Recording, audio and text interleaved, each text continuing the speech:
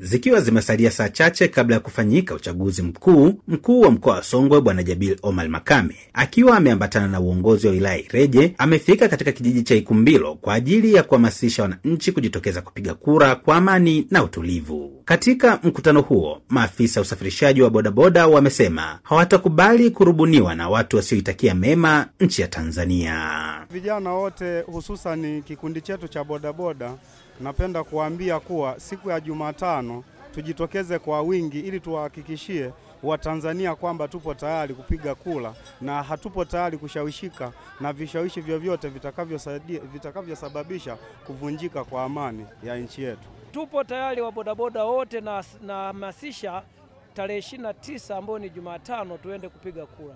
Tumshukuru mkuu wa mkoa ametuhakikishia usalama kwamba usalama utakuwepo, watu wakapige kura. Sisi tutaendelea kuhamasisha wenzetu tukapige kura. Mkuu huyo wa mkoa wa Songwe Jabil Omar Makame amewataka maafisa tarafa kuhakikisha wanasimamia vyema wenye viti wa vijiji, vitongoji na kamati zao ili kuhakikisha kila kaya inayostahili kupiga kura inashiriki pasavyo mchakato huo. Wenye viti wa vitongoji na kamati zenu za vitongoji, hakikisheni mnahamasisha swala hilo ili waende wakapige kura katika kitongoji chako. Kama una kaya 150, kama una kaya 200, hakikisha hakuna mwanakaya anabaki bila kutoka kwenda kupiga kura. Kwa upande wake, mkuu wa wilaya Ileje Farida Mgomi amesema maandalizi yote ya uchaguzi huo yamekamilika kwa 100%, huku akiwataka wananchi kutumia fursa hiyo kuchagua viongozi watakaowaletea maendeleo na si vinginevyo. Sisi wa Tanzania ni wamoja,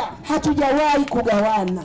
Sasa tusikubali mtu yote aje atubague, atugawanywe kwa misingi ya ukabila, kwa misingi ya udini, kwa misingi ya ukanda. Huyo mtu tumkatae. Mimi ni Samuel Mpogole wa Hope Channel Tanzania.